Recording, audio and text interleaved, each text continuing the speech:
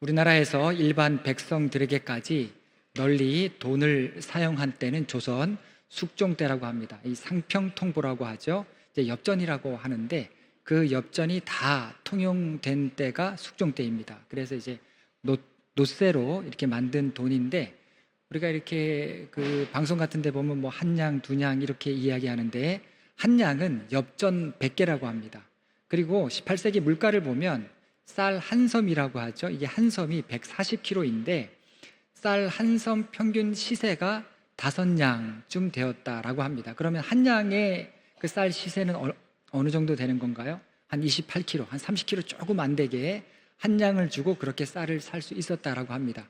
그러면 오늘날로 치면 20kg 쌀 생각하면 한 10만 원 정도 되는 그런 돈이 한 냥이다라고 생각하시면 될 것 같습니다. 그리고 조선시대 쌀 한 대가 1.4kg인데 10대가 한 마리죠. 그래서 쌀 한 마리 보리 6말, 그러니까 쌀 한 대 살 돈으로 보리 6말을 살 수 있었다라고 합니다. 근데 제가 뭐 이렇게 조선시대 물가를 뭐 여러분에게 설교 시간에 이렇게 말씀드리는 건 아니고 이 화폐에 대해서, 화폐를 사용하기 시작하면서 우리나라 조선시대 어떤 부작용들이 나타나기 시작했다라는 것입니다. 특히 농촌에서 돈을 빌려주고 비싼 이자를 받는 고리대가 이 조선시대에 심각했다라는 것입니다.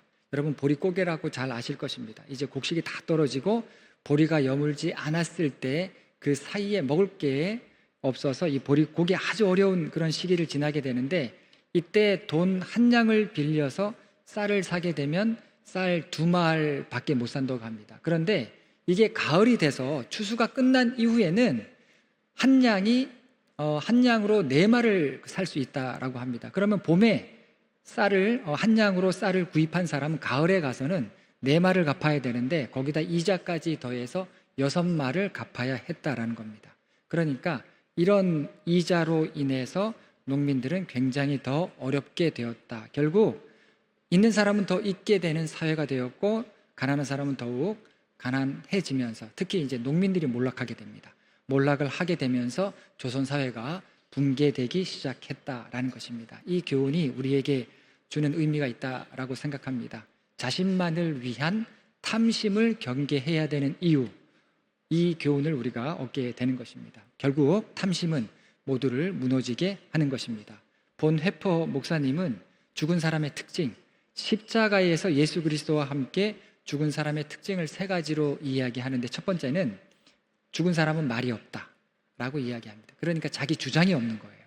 그리고 3번째를 먼저 말씀을 드리면 3번째는 두려움이 없다. 사랑이 허다한 두려움을 내쫓기 때문에 두려움이 없다라는 것입니다. 그래서 뭐 자신을 내세우거나 또 스스로 방어하려고 하는, 스스로 지키려고 하는 그런 욕망으로부터도 자유롭다라는 것입니다. 2번째는 뭐냐면 2번째가 오늘 주제와도 관련이 있는데 십자가에서 죽은 사람은 욕심이 없다라는 겁니다. 육신의 정욕, 안목의 정욕, 이생의 자랑, 이것과는 거리가 멀다는 거예요. 아버지께로부터 오지 않는 것을 내 안에 품지 않는다라는 것입니다. 예수님께서는 어린아이와 같지 않으면 하나님 나라에 결단코 들어갈 수 없다라고 말씀을 하셨죠. 그러니까 나도 모르게 우리 모두가 비대해져 있다는 것입니다. 그 비대해진 자아는 작아져야 되고 우리 마음속에는 교만과 분노로 가득 차 있는데 그런 자아 또한 앙상해져야 된다. 결국 마음이 가난해지지 않고서는 우리가 하나님의 뜻대로 믿음으로 살아갈 수 없다라는 것입니다. 오늘 비유의 말씀은 어리석은 부자의 말씀인데, 비유인데 우리의 욕심, 우리의 탐심과 관련이 되어 있습니다. 예수님께서 이 비유를 말씀하신 그 배경을 보면 참 재미있습니다. 누가복음 12장 1절을 보면 예수님을 보기 위해서 수많은 사람들이 이 성경의 표현 그대로 이야기하면 서로 밟힐 만큼 모였다라고 누가복음 12장 1절에 기록을 하고 있습니다. 그러니까 많은 사람이 모여 있는 그 상황에서 예수님은 제일 먼저 이야기하셨던 게 바리새인의 누룩을 조심해라, 즉 외식을 주의하라라는 말씀을 하십니다. 그리고 이어서 제자들에게 너희에게 핍박이 찾아올 것이다. 예수를 믿는 데 따르는 핍박이 반드시 있을 것이다. 그러나 두려워하지 말고, 핍박을 두려워하지 말고 하나님을 두려워하라 라고 하는 말씀도 하셨습니다. 그러면서 예수님은 하나님께서 너희의 머리털까지 다 세시고 너희를 보호하신다라고 하는 위로의 말씀을 주십니다. 그렇기 때문에 제자들에게 사람들 앞에서 담대하게 예수를 시인하는 자가 되라라고 그렇게 당부를 하십니다. 또한 예수님 때문에 박해하는 자들 앞에 너희가 설 수 있을 것인데, 그렇게 너희를 핍박하고 박해하는 그런 사람들 앞에 선다 할지라도 성령께서 너희들에게 마땅히 할 말을 가르쳐 주실 것이다. 그러니까 두려워하지 말라라고 하는 그런 말씀을 하십니다. 자, 이렇게 아주 중요한 말씀들을 하셨는데, 진지한 말씀들을 하셨는데, 그런데 이때 갑자기 한 사람이 예수님 앞에 나와서 이렇게 이야기합니다. 13절 말씀입니다. 무리 중에 한 사람이 이르되 선생님, 내 형을 명하여 유산을 나와 나누게 하소서. 자, 방금 전까지 예수님은 굉장히 긴장되고 엄숙한 분위기에서 하나님을 믿는 믿음이 무엇인가, 그리고 제자로서 살아가는 그 삶을 살아갈 때 치루어야 될 대가가 무엇인가에 대해서 말씀을 하셨는데, 여기에 초를 치는 그런 사람이 등장한 것입니다. 이 사람은 예수님을 랍비로 부르고 있죠. 당시 사람들은 자기가 살아가는 중에 어떤 문제가 생기면 랍비를 찾아갔습니다. 왜냐하면 랍비가 율법을 정확하게 알고 있기 때문에 어떤 문제 해결을 위해서 랍비를 찾아갔다라는 것입니다. 이 사람은 다른 문제가 아니라 유산의 문제 때문에 예수님을 찾아왔습니다. 아마도 자기가 받을 유산의 몫을 제대로 받지 못했다라고 생각한 것 같습니다. 그래서 예수님께 나와서 자기 형과 유산을 잘 나눌 수 있도록 주님께서 나의 재판관이 되어 주십시오라고 그렇게 부탁을 합니다. 살아가면서 피할 수 없는 문제를 만나게 되는데, 그 문제 중에 하나가 어떤 문제입니까? 돈 문제입니다. 이 사람도 지금 피할 수 없는 돈 문제가 걸려 있는 것입니다. 그런데 여러분도 다 경험을 통해서 아시겠지만, 돈 문제는 단순히 물질의 문제가 아니라 우리 신앙인에게 있어서는 영적인 문제일 수가 있습니다.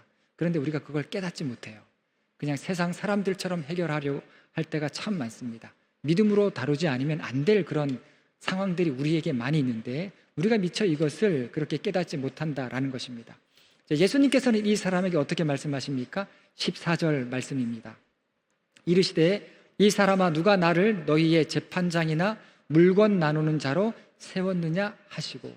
자, 율법에는 정확하게 나와 있습니다. 형은 아버지의 유산의 3분의 1을 가질 수 있고, 동생은 3분의 1의 유산을 가질 수 있습니다. 이게 명확해요. 그런데 여러분, 유산 받을 때 만족해 하는 사람 보셨습니까? 여러분 주변에도 그런 이야기 많이 알고 계실 것입니다. 돈 싫다고 하는 사람 없죠. 그리고 돈 앞에 나는 이만하면 됐다라고 하는 사람도 없을 것입니다. 믿음 좋은 사람도 돈 때문에 넘어지죠. 그래서 누가복음에는요, 특히 다른 복음서와 다르게 재물에 대한 이야기가 많이 나옵니다. 우리의 생각과 달라요. 재물을 사용하는 데 있어서 믿음을 갖고 사용하는 그런 사람들의 이야기가 나오죠. 우리가 이미 오래전에 살펴본 선한 사마리아인의 비유가 누가복음에 나옵니다. 이 사마리아인은 무시당하는 사람인데, 그런데 이 사람은 자기 것을 다 쓰면서 강도 만난 사람을 돌보죠. 그 상처난 부위에 자기가 갖고 있던 기름과 포도주를 부어서 상처를 소독하고, 그리고 안전한 곳으로 데리고 가고 자기 나귀에 태워서, 그리고 자기 돈을 주면서 안전한 곳에서 이 사람을 돌보아 줄 것을 요청합니다. 그리고 선한 사마리아인 다음에 바로 이어서 나오는 이야기가 있습니다. 그 이야기는 마르다와 마리아의 이야기예요. 예수님은 제자들과 3년 동안 전도 여행을 다니셨죠. 여러분 생각해 보세요. 12명, 아마 12명 이상의 사람들이 항상 이렇게 같이 다녔다라고 학자들은 이야기하는데, 그 사람들이 거처가 없어요. 거처가 없이 이렇게 유대 전 지역을 돌아다니면서 복음을 전합니다. 올해 우리나라가 굉장히 더웠는데, 그런데 이스라엘 광야는 우리나라 덥다고 하는 것에 비할 바가 아니죠. 거기는 걸어 다닐 정도가 아니라고 합니다. 유대 광야, 여리고 같은 데는 그냥 낮에는 걸어 다닐 수 없을 정도, 40도가 넘는다라고 하죠. 올해 우리나라 온도가 36도, 또 대구 지역 같은 데는 38도까지 이렇게 올라갔는데 40도가 넘어서 이거는 도저히 걸어 다닐 수 없는 그러한 곳을 제자들과 함께 늘 다니셨다라는 겁니다. 그러니까 잘 드시지도 못하고, 그리고 지금처럼 숙소가 좋았을 것도 아니고, 그냥 돌아다니시는 것이 얼마나 힘든 일이었을까 하는 생각을 합니다. 그렇게 다니시느라 지친 예수님과 제자들의 일행을 잘 섬긴 사람이 누구예요? 마르다였다라는 겁니다. 우리가 마르다를 평가할 때 너무 예수님께서 마르다에게 한 이야기로만 평가하는데 그 예수님의 그 예수님과 또 이 제자들의 그런 지친 모습, 그리고 허기진 모습, 그리고 힘들어하는 그 모습을 보면서 자기가 갖고 있는 것 모든 것을 내어서 예수님께 음식을 대접하고 쉴 수 있는 공간을 대접했던 사람이 바로 마르다였다라는 겁니다. 선한 사마리아인처럼 자기의 것으로 자기 재물로 예수님을 섬겼다라는 것이죠. 여러분, 삭개오의 회개도 누가복음에 나오죠. 삭개오는 돈에 대한 이 부분 그 회개를 하지 않습니까? 이 자기가 갖고 있는 게 너무 많았던 거예요. 그래서 뭐라고 이야기합니까? 이 마음이 새로워지면서 예수님 앞에 회개하면서 내 재산의 절반을 가난한 사람들에게 나누어 주겠습니다라고 이야기하고, 그리고 지금까지 내가 내 지위, 세리라고 하는 그 지위를 이용해서 부당하게 갈취한 것이 있다라고 한다면 4배의 보상을 하겠습니다. 이 세리가 자기 재산 목록을 갖고 지금 장부를 펼쳐놓고 예수님 앞에 얘기하는 거예요. 주님, 제가 재산이 이 정도 있습니다. 그런데 이 절반은 가난한 사람들에게 나눠주겠고, 그리고 여기에서 이 재산의 목록 중에서 부당한 것이 있으면 내가 4배를 갖겠습니다라고 장부를 펼쳐놓고 하는 그 이야기는 그 어떤 죄의 고백보다 구체적이었고 그 어떤 헌신의 고백보다 진솔했다라는 것입니다. 그래서 이 삭개오를 통해서 우리가 성령 앞에 깨져야 할 것이 있다면 우리 자아만이 아니라 돈 문제도 깨져야 한다라고 하는 것을 보여주고 있습니다. 그래서 이 누가복음에서는요, 어떤 분명한, 우리 믿는 자가 꼭 기억해야 될 분명한 물질관이 드러나 있죠. 복음을 받아들인 성도들은 하나님의 자녀답게 하나님께서 내게 허락하신 재물의 사용에 있어서도 변화된 새로운 모습으로 살아가야 한다라고 하는 그런 믿음의 교훈을 우리에게 남겨주는 것입니다. 예수님께서는 어떻게 하셨습니까? 유산 문제에 있어서 예수님을 찾아온 이 사람의 부탁, 재판관이 되어달라라고 하는 이 부탁을 예수님은 거절하십니다. 근데 문제를 해결해 달라라고 하는 이 부탁 자체가 잘못되지는 않았어요. 일반적이었습니다. 그렇게 문제를 들고 랍비에게 찾아오는 것은 일반적인 그런 모습이었습니다. 그리고 예수님은 최고의 재판관임에는 틀림이 없었습니다. 그런데 유산을 나누는 문제 이면에 심각한 문제가 그 사람 속에, 그 사람 뒤에 숨겨져 있음을 보신 것이죠. 예수님은 한 사람의 욕심과 한 사람의 탐심을 채워주는 일에 이용당하기를 거부하신 것입니다. 15절 말씀입니다. 그들에게 이르시되 삼가 모든 탐심을 물리치라. 사람의 생명이 그 소유에 넉넉한 데 있지 아니하니라 하시고. 예수님 찾아온 사람 어떤 사람입니까? 사람의 생명은 그 소유에 넉넉한 데 있다라고 믿는 사람이었던 거예요. 여러분, 그래서 물질 때문에, 돈 때문에 자살하는 사람 많이 있지 않습니까? 그래서 예수님은 모든 탐심을 물리치라고 말씀을 하셨습니다. 그런데 욕심이 어디 돈 욕심만 있습니까? 아니에요. 다른 욕심도 굉장히 많습니다. 다른 종류의 욕심들이 우리 삶을 위험에 빠뜨리고, 그러한 모든 종류의 탐심과 욕심은 우리를 병들게 하는 것을 보게 됩니다. 그래서 예수님은 사람의 생명은, 너희가 진정으로 생명을 얻고자 한다면 사람의 그 생명은 그 소유에 넉넉한 데 있지 않다라고 분명하게 말씀을 하셨던 것입니다. 그런데 아이러니컬하게도 예수님은 정말로 이 사람의 재판관이 되어주신 것이죠.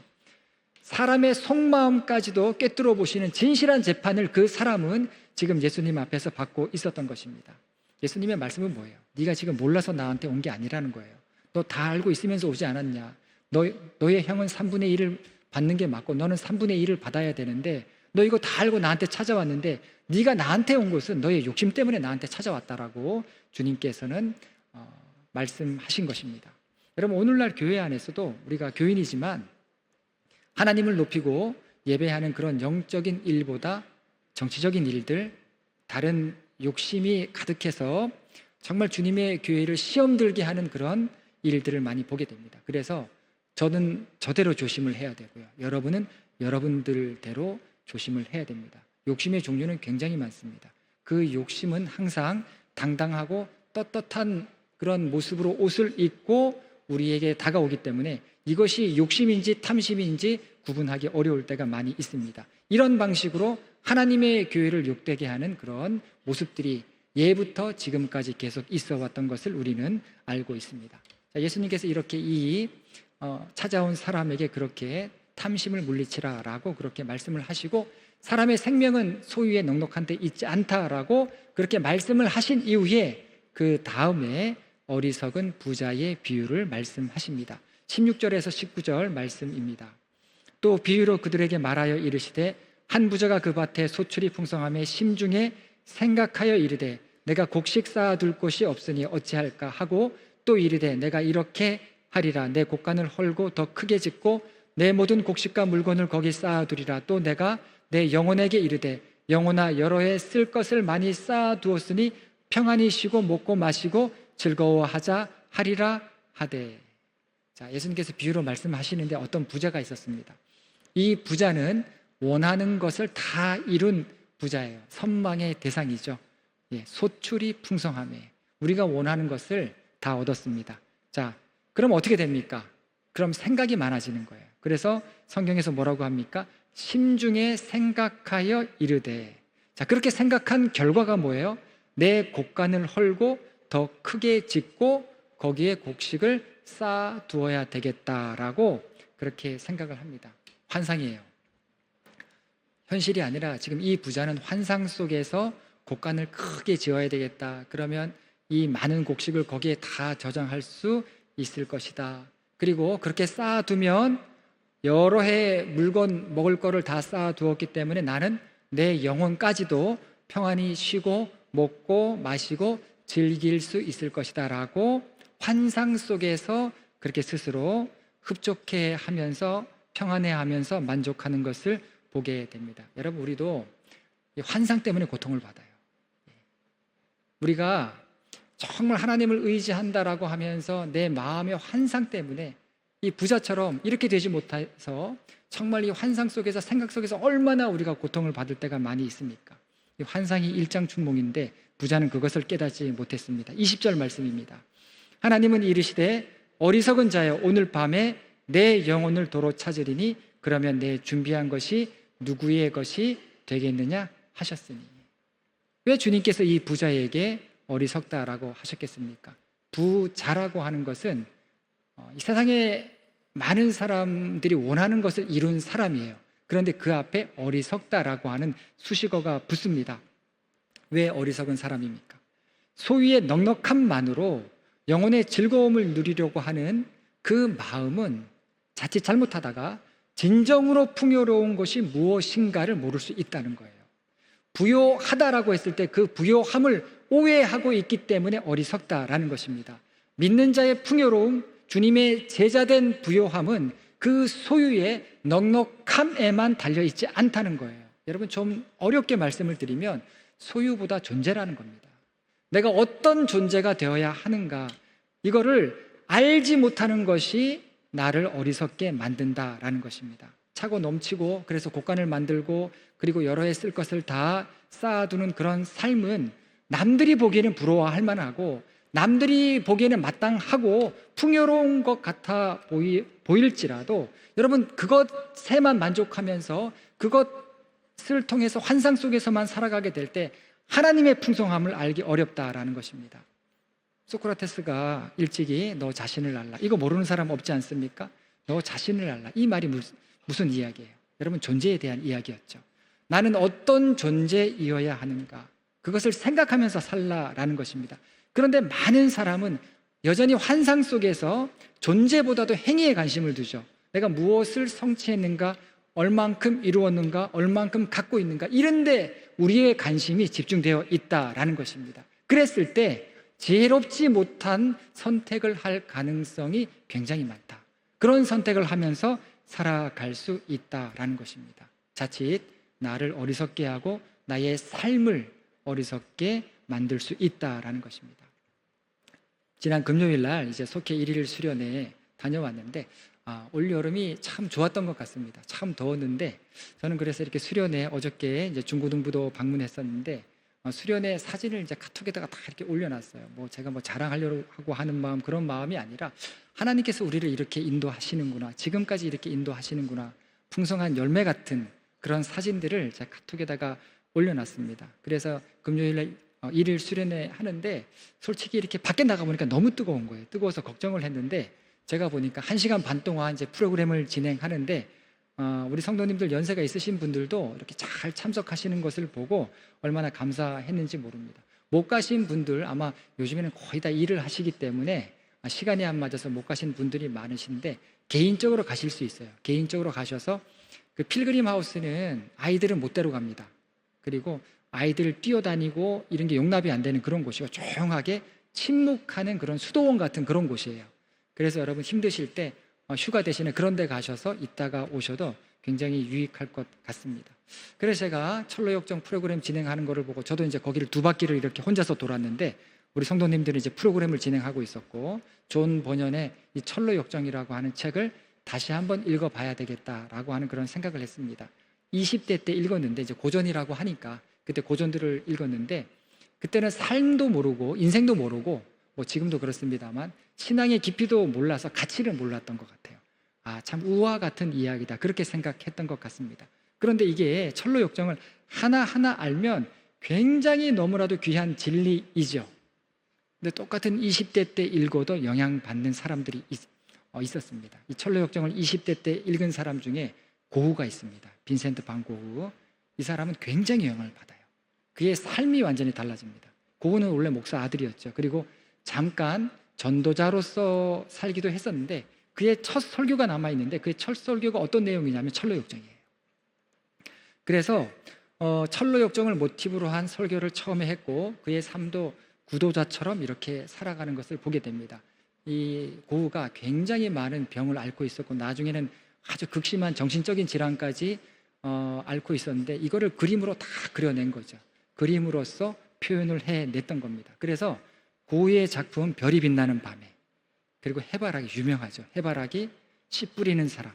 여러분, 이게 연작으로 막 그리게 됩니다. 그가 죽기 얼마 전에 이런 거를 막 연작으로 그리게 되는데, 이 순례자의 영성이에요. 기독교적으로 해석하면 순례자의 영성이에요. 물론 세상적으로는 그렇게 이야기하지 않겠지만 별이 빛나는 밤의 그림을 보세요. 별이 하늘에서 막 이렇게 움직이듯이, 막 하늘이 열려지듯이 이렇게 그림을 그리지 않았습니까? 그 밑에 보면 아주 작게 십자가가 있는 교회가 있어요. 그래서 이런 그림들이 순례자의 영성을 표현했다. 또 영혼의 문에서라고 하는 그런 작품이 있습니다. 머리를 감싸고 앉아있는 노인의 모습을 그렸는데, 이를 통해서 구원자는 누구이신가, 구원자이신 하나님을 그런 그림을 통해서 그려낸 것을 보게 됩니다. 잠깐 있다 사라질 안개 같은 것들이 아니라 영혼을 위한 의미 있는 삶을 마지막까지 표현해내는 그의 작품들을 마주하게 됩니다. 자, 그런데 이 필그림 하우스에서 하는 그 철로역정 프로그램을 따라가다 보면 허영의 시장이라고 하는 곳을 만나게 되죠. 저도 거기 이렇게 다시 한번 봤는데, 거기 가면 허영의 시장, 우리가 혹할 만한 것들이 거기 많이 있어요. 그래서 이렇게 텐트를 치고 거기다가 뭐 여러 가지를 이렇게 갖다 놨는데, 귀신품들도 있고 보석도 있고 물질을 강렬하게 느낄 수 있는 곳, 물질에게 끌려가는 곳, 탐욕이 자리 잡은 곳, 내 삶의 곳간이 있다면 내 삶의 곳간에 채우고 싶은 것들이 거기에 다 있는 것을 보게 됩니다. 나를 드러나게 하고 인정받게 하고 나에게 힘이 되어줄 만한 그런 것들이 거기 있죠. 그래서 그걸 내가 쥐고 있을 때 안도감을 갖게 할 것들이 거기 있는 겁니다. 그런데 주님은 뭐라고 말씀하세요? 21절을 보면 자기를 위하여 재물을 쌓아두고 하나님께 대하여 부요하지 못한 자가 이와 같으니라. 원어에서 어리석은 자라고 주님께서 말씀을 하셨는데, 이 어리석은 자라고 하는 이 말의 본래 의미는, 원어적인 의미는 생각이 없다라는 겁니다. 그러니까 어리석은 부자는요, 생각이 없는 부자라는 거예요. 이 어리석은 부자는 하나님에 대한 생각이 없는 자, 하나님의 뜻에 대한 생각이 없는 자, 하나님께서 나를 통해서 하실 일에 대한 생각이 없는 자, 궁극적으로 내 생명의 주권자이신 하나님에 대한 생각이 없는 자, 이런 생각 없음으로 인해서 이런 생각 없는 존재로 살아가는 것, 그 삶이 주님께서는 어리석은 삶이다라고 그렇게 말씀을 합니다. 여러분, 성경에서는요, 소유 자체를 비판하지 않습니다. 무엇이든지 주님께서 우리에게 주신다는 거예요. 그런데 그 주신 것을 어떻게 선용하는가 하는 그런 문제를 진지하게 다루고 있는 것을 보게 됩니다. 여러분, 하나님께서 우리 각자에게 남보다 더 주신 것들이 있어요. 물질만이 아닙니다. 그럼 그것들을 위해서 우리는 어떻게 살아가는가? 나의 곡간을 만들어서 더 나를 채우려고 하는 그런 삶이 아니라, 곡간을 더 지으라는 그런 말씀이 아니라, 그것으로 인해서 하나님께 대하여 하나님으로부터 부요한 자가 되도록 그것을 한번 사용해 보라는 거예요. 어제 중고등부 수련회 잠깐 다녀왔는데 제가 이렇게 선생님들을 유심히 보니까 하나님께서 한 분 한 분을 정말, 하나님 손에 붙들려 있는 한 분 한 분이 정말 다 소중하구나 하는 것을 제가 다시 한번 느꼈습니다. 하나님께서 다양한 개성을 통해서 이렇게 합력하게 하시는구나 하는 것을 다시 깨달았습니다. 재미있었어요. 우리 이제 찬양단 마스터 하는 청년도 어저께 수련회 갔다 왔고, 우리 그 성가대 솔리스트 우리 장원 청년도 어저께 수련회 가서 열심히 체육대회를 하는데, 이런 체육관을 빌렸어요. 체육대회를 하는데 계주를 하는데 우리 장원 청년이 저를 계주 주자로 넣어버렸네요. 근데 막상 또 계주를 하라고 하니까 승부욕이 막 불타기 시작하는 겁니다. 그래서 제일 만만한 친구 우리 임상원 전도사님, 제가 픽을 했어요. 나랑 같이 달리자, 1번 하자 했는데 이 친구 눈을 보니까 막 이글거려요. 막 한번 어떻게 이게 보려고 몇 번의 부정 출발을 하는 거예요, 이 친구가. 그래서 이렇게 하면 안 된다. 한번 주의를 저희 집사람이 줬는데 그래도 여기 딱 하자마자 그냥 튕겨져 나가는 거예요. 저도 죽을 힘을 다해서 달렸는데 여러분 아시잖아요. 마음은 저기 앞에 달려가 있는데 다리가 안 움직여요. 얼마나 재미있었는지 간만에 하니까 너무 재미있는 거예요. 그래서 그렇게 재미있는 시간 보내고 또 이제 와서 또 점심 먹고 또 아이들 프로그램 하는 거 보고, 제가 이렇게 유심히 보니까 어떤 여자 선생님이 계셨는데 남자 고등학생 아이들이 있었거든요. 이제 사실은 이 수련회를 아이들이 가자고 한 거예요. 아이들이 가고 싶다고. 그리고 3주 뒤면 고등학교는 지금 중간고사예요. 그런데도 아이들이 많이 왔어요. 많이 와갖고 수련회를 하는데, 그 고등학생 남자아이들 대하기가 쉽지 않은데 이 여자 선생님은요, 이 아이들을 너무 잘 대하는 거예요. 이 남자아이들이, 이 남자 고등학생 아이들이 그 여자 선생님 뒤만 졸졸졸 따라다니는 거예요. 너무 재미있어요, 보니까. 그리고 또 다른 남자 선생님은 이제 물놀이 하는 시간에 물놀이 안 하는 그런 아이가 있었는데, 그 아이를 이렇게 보시더니 그 아이를 찾아가서 그 아이와 함께 손게임을 하면서 이렇게 지내는데 얼마나 잘 돌보고 얼마나 재미있게 시간을 보내는지 제가 속으로 생각하기를, 나는 저렇게 죽었다 깨나도 난 저렇게 못하는데 어떻게 저분들은 저렇게 잘하실까 하는 생각과 함께 하나님께서 우리에게 주신 것들이 다양하구나, 다르구나, 그리고 다 필요하구나, 하나님의 손에 붙들리면 모든 것이 다 귀해지는구나 하는 것을 제가 다시 깨달았습니다. 여러분, 사용 안 해봐서 모르는 경우가 많은 거지, 작은 부분이라도 사용하기 시작하면, 선용하기 시작하면 이것이 나의 삶을 얼마나 풍성하게 하는지, 그리고 우리 모두를 얼마나 부요하게 하시는지를 우리가 느껴요. 여러분, 교회도 그렇습니다. 지난 여름에 우리가 인제로 아울리치를 다녀왔는데 사실 그 뒤로 그 교회 목사님이 전도사님 통해서 소식을 여러 번 전했어요. 제가 말씀은 안 드렸는데 처음에는 제가 그냥 이분이 인사치레 하시는가 보다라고 이렇게 생각을 했습니다. 처음에 소식을 보내셨을 때 이제 우리 교회 아울리치 팀이 다녀간 뒤로 마중물이 되어서 그 목사님이 여러 가지 도전과 이제 노력을 한번 시도해 보겠다, 새로운 마음이 들었다, 이렇게 말씀을 전해 왔습니다. 사실 그 지역은 인구 소멸 지역이에요. 인제 시내도 아니고 인제에서 더 들어가고 인제에서 양구 가는 그 길 사이에 작은 마을인데, 다행히 그 이제 주변에 부대가 있어갖고 그나마 마을이 유지되는 거지 인구 소멸 지역입니다. 그런데 최근에 또 얼마 전에 사진과 함께 그 교회 소식을 또 전해 오셨는데 이게 참 감동이에요. 그때 우리 성도님들이 가셔서 교회 정리를 다 하셨어요. 수십 년 묵은 그 짐들을 다 꺼내서 교회 정리를 다 해주셨는데, 그렇게 정리하고 난 다음에 교회 사진들을 보내오셨는데 이제 목양실을 만들었다라고 하는 그런 소식을 전하셨고, 그리고 새롭게 된 교회의 모습 사진을 보내오시면서 하시는 말씀이, 올해 우리 교회가 다녀가고 그 교회에 부임해서 처음으로 여름 성경 학교를 진행했습니다 라고 이렇게 말씀을 하시는 거예요. 여러분, 시골 교회 여름 성경 학교 못합니다. 그런데 여름 성경학교를 했다는 거예요. 교사가 없는데 어떻게 했겠습니까? 막상 하려고 하니까 교사가 없잖아요. 그런데 그렇게 마음 먹고 결단하니까 전라도에서 교사 3분이 오신 거예요. 전라도에서. 저희는 서울에서 왔는데 전라도에서 그 인재로 와서 아이들을 모아서 여름 성경학교를 한 거예요. 그래서 아이들이 새롭게 전도되었습니다 라고 하는 소식도 제가 들었습니다. 그리고 인재의 부대가 많지 않습니까? 그런데 한 부대의 부사관들이 여름 수련회 하는데 그 교회를 빌려서 하게 되었습니다 라고 또 그런 소식을 전하는 겁니다. 여러분, 우리가 청소 안 했으면은요 여름 성경학교도 못하고 부사관들 수련회도 진행할 수 없어요. 근데 우리가 정말 이 목사님 말씀대로 마중물이 되어서 청소해주고 아울리치 다녀오니까 이 물꼬가 트인 거죠. 은혜의 물꼬가 트이기 시작했던 겁니다. 제가 이렇게 처음에 가서 목사님 답사 가서 만나보니까 제가 봐도 목사님 답답하시겠다, 진짜 답답하시겠다, 그리고 막막하겠다라고 하는 그런 생각을 했습니다. 여러분이 목회자 보는 거하고 제가 목회자 보는 거하고 다르죠. 눈빛만 봐도 알아요. 목사님 정말 힘드시구나, 정말 어렵구나. 이 교회 분위기 쓱 보면 다 압니다. 이제 부임하신 지 얼마 안 되셨는데 한 3, 4년 되신 것 같은데 정말 이게 고비를 넘어 오셨겠구나 하는 그런 생각을 했는데, 그런 소식을 들으니까 얼마나 감사하고 얼마나 정말 은혜가 되는지 모릅니다. 그래서 여러분, 우리 모두가 다 하나님 생각하고 우리가 발벗고 나서니까 우리 교회도 그렇고 인재의 교회도 그렇고 서로 부요해지지 않습니까? 믿음의 원리가 이렇다는 거예요.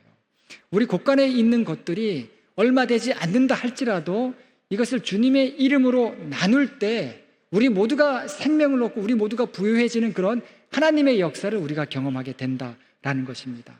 제가 지난 수요일에 한번 말씀드렸는데, 지난 주일 2부 예배를 마치고 이제 지금 시간이죠. 지금 이 예배를 마치고 이제 2층에 올라가니까 2층에 저기 위에 이제 우리 영유아부 예배를 드리지 않습니까?